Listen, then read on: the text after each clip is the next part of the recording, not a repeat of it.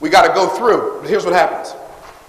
Unfortunately for most of us, what happens in the lives of most people is they come to what they're supposed to go through, and when they get to it and they see that it's a wall.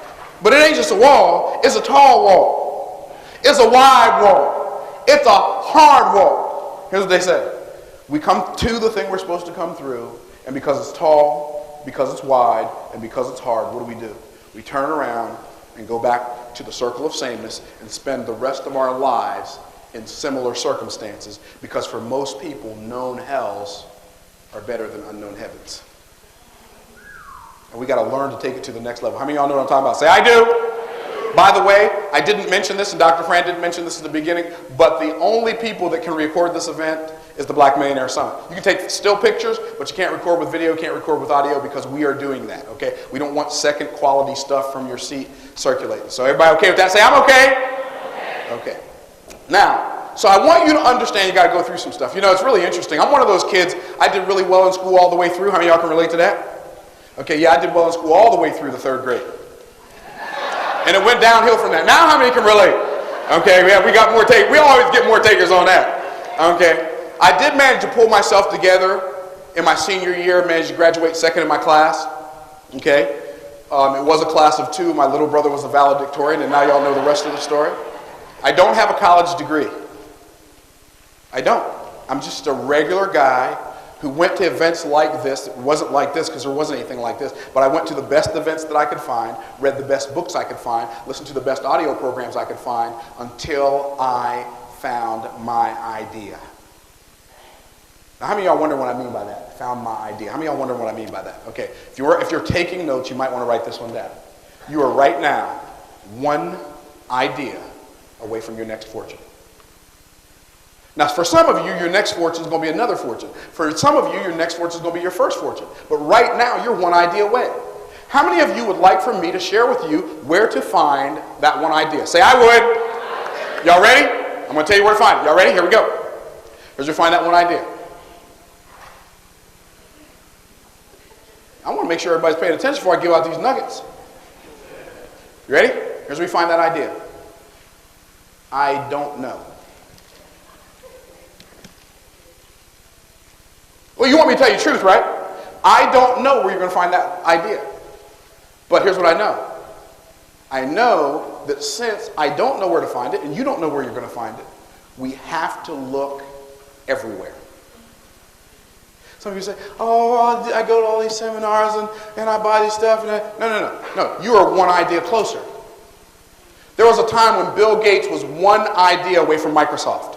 What do you think about that? There was a time Sam Walton was one idea away from Walmart. There was a time when Russell Simmons was one idea away from Fat Farm, one idea away from Def Jam Records. There was a time when Dr. Fran Harris was one idea away from The Intentional Millionaire, where I was one idea away from The Trash Man to the Cash Man, where Stephen Pierce was one idea away from the internet. You are right now one idea away from your next fortune. And since you don't know where you're going to find it, you have to look everywhere to find it. Who's got it? Say, I got it. Now, when I was in college, and I didn't go very long because it was not a very friendly atmosphere to people like me. When I was in college, I didn't get a degree, but I did meet a very beautiful girl. You know, you got to get something out of the deal, right? And I was broke. No, I wasn't broke. I was poor. I wasn't just poor. I was pitiful poor. Y'all know what pitiful poor is, don't you? I was so poor, poor people felt sorry for me. But you know what? I had a couple things going. I didn't have nice clothes. I didn't have nice cars. I didn't have nice anything for the most part, stuff. I mean, I did my shopping at Goodwill and Vets and the Salvation Army in those days. But you know what? I had two things going for me. One is I could talk real good. The other one is I could write poetry to make you hurt yourself and somebody else. No, y'all ain't hearing me. I'm talking about the kind of poetry make Shakespeare turn over in his grave saying, I wish I'd have thought of that, I wish I'd have thought of that, I wish I'd have thought of that. I ain't talking about roses are red, violets are blue, sugar is sweet, and I love you. That ain't no poem. That's a nursery rhyme. I'm talking about poetry.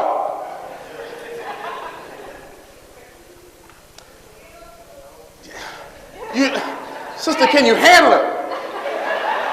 I'm telling you what, I sometimes don't do this in public because I was doing a seminar in York, Pennsylvania one time. I quoted part of a poem. I didn't even quote the whole thing. Sister broke down, started crying on the front row.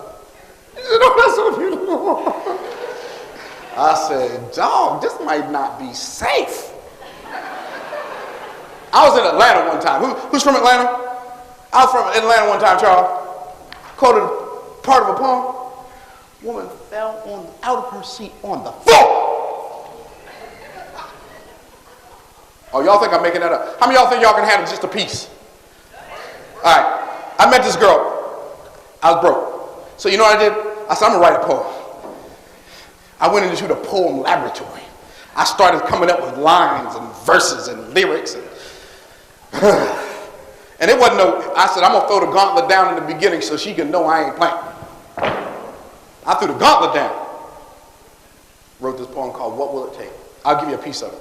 Because it's like 27 stanzas. I don't remember the whole thing. And if I did, we wouldn't be able to do no more Black Millionaire Summit this weekend. So I'm going to just give you a few pieces. And it goes like this. What will it take? That's the name of the poem. What will it take? What will it take to win thine heart, thou fairest to the fair? Will it take a prince of princes or a valiant knight to dare? To win in one so beautiful as you might that require a nobleman, a priest, a king, or someone even higher.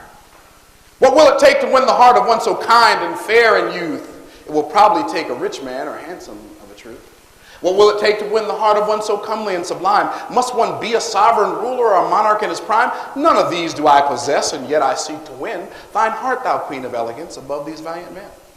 I'm not a prince of princes, and I've never been a knight, but if I had a chance to win your heart, I think I might.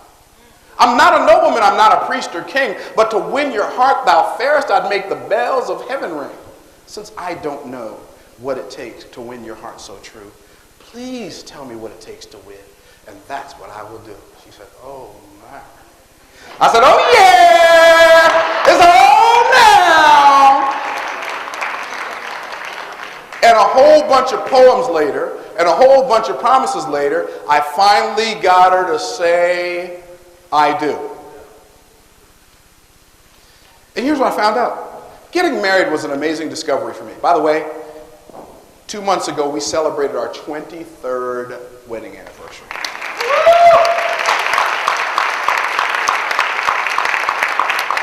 Here's what I found out.